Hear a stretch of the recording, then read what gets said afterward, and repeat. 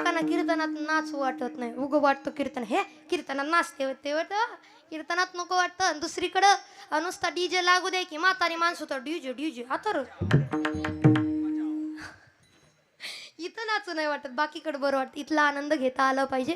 पण फार सुंदर ही लेकरं आज या ठिकाणी असणारे संपूर्ण लेकरं कीर्तनाचा आनंद घेतात.